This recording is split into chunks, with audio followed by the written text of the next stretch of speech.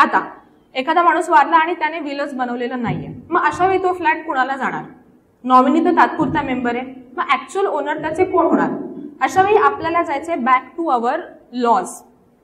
त्या माणसाच्या रिलिजन कुठले, त्याच्यावर कुठला लॉ ऍप्लिकेबल आहे हे ठरतो. फॉर एक्झाम्पल आपल्याकडे हिंदू वारसा हक्क कायदा 1956, जो हिंदू, सीख, जैन, बुद्धिस्ट यांना ऍप्लिकेबल आहे.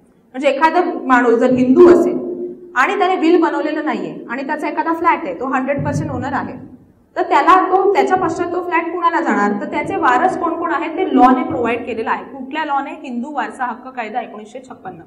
तर त्या लॉ मध्ये दिलेलं आहे की एखाद्या हिंदू पुरुषाचे कोण कोण वारस आहेत, एखादी हिंदू स्त्री असेल तर तिचे कोण कोण वारस आहेत.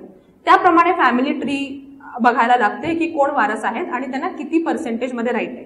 समजा एखादा हिंदू पुरुष असेल तर त्याची आई जिवंत आहे, समजा तो मेला तेव्हा, त्याची बायको आणि समजा त्याला 2 मुलं आहेत, म्हणजे 4 लिगल हेअर्स झाले.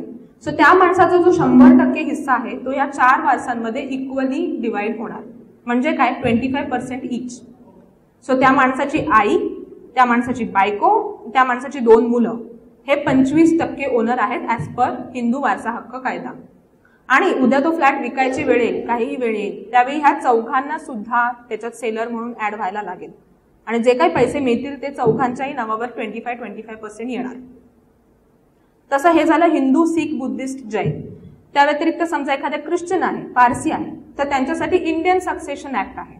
जसे हिंदूंसाठी हिंदू सक्सेशन ऍक्ट, पारसी आणि ख्रिश्चनसाठी इंडियन सक्सेशन ऍक्ट 1925.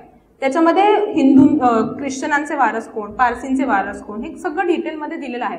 तुम्ही कुठल्याही वकिलाला अप्रोच केलं की तो तुमचा फॅमिली ट्री मागवून तुम्हाला व्यवस्थित गाईड करू शकतो की कोणत्या मेंबरला किती पर्सेंटेज राईट आहे, कुठल्या वारसाला किती पर्सेंटेज राईट आहे. आणि तिसरं राहिलं मुस्लिम.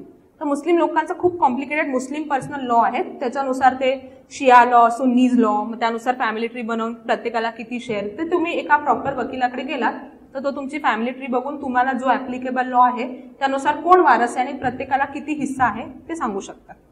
सो बेसिकली एखाद्या मेंबरचा मृत्यू झाला आणि त्याने विल नसेल बनवलं तर हे अशा पद्धतीने कुठला लॉ ऍप्लिकेबल आहे, कोण वारस आहे ते बघून ठरवायला लागतं की किती प्रत्येकाला राईट जातो आहे ते.